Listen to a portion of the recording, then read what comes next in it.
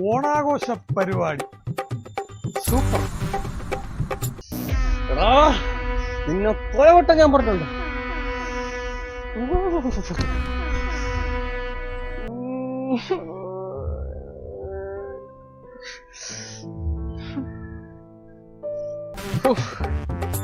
എന്തൊരു അവനെയോ, ഞാൻ സൂപ്പർ. പ്രശാന്തേ, ഇയാള് എവിടെ പോയാലും ഉണ്ടല്ലോ. വാടാ. എന്താടാ നിനക്ക് എന്തെന്റെ അസുഖടാ ഈ കനകുന്നി ഒന്ന് കോശി കാണിക്കാൻ? എന്താ അണ്ണാ ഒരു കാര്യം ഉണ്ടോ?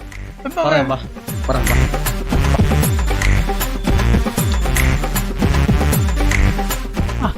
പറ, എന്താടാ പ്രശ്നം? അണ്ണാ എന്നെ അഭിനയിക്കാൻ വിളിച്ചറിഞ്ഞില്ലേ? എടാ ഈ അഭിനയിക്കണമെന്നൊക്കെ പറഞ്ഞാലേ അതിന് കുറച്ച് രസങ്ങളുടെ ആവശ്യമുണ്ട്. ഭാവം അത് നമ്മള് ജഗതി മറ്റേ സിനിമയിൽ കാണിക്കുന്ന രസം. അതൊക്കെ ശരിയല്ല. ആ രസവും ഈ രസമൊക്കെ സംഭവം ശരിയല്ല. അതിന് മുഖത്ത് ഭാവം വേണം. ഭാവം നിനക്കുണ്ട്, നിനക്കുണ്ട്. നീ കാര്യം പറഞ്ഞിട്ട് പിന്നെ സിനിമയിൽ അഭിനയിക്കാൻ പറ്റി. അതിലേ പോയി രസത്തിലൊക്കെ പറഞ്ഞു. ഞാൻ രാവിലെ ഇതോണ്ട ഈ ബാഗ് നിറയെ തുണിയൊക്കെ ആയിട്ട് രാവിലെ ലൊക്കേഷനിൽ ചെന്നു. അതിന്റെ അത്യാവശ്യമാണല്ലോ. അത് തുണിയൊക്കെ ഉണ്ടെങ്കിൽ നമുക്ക് ചില സമയത്ത് ഡ്രസ്സുകൾ ചേഞ്ച് ചെയ്ത് ആക്ട് ചെയ്യേണ്ടി വരും. എന്നിട്ട് ശരി തന്നെ.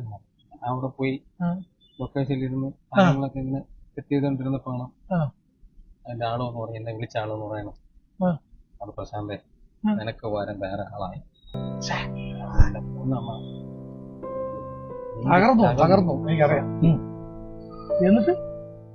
എന്നിട്ടെന്തോന്ന് ഞാൻ അവിടെ കുറച്ച് പേരായിരുന്നു. പക്ഷെ ഇനി ഒരു കാര്യമുണ്ട്, ഞാൻ ഇനി സീരിയലിൽ ഞാൻ പോകില്ല, ഉറപ്പാണ്.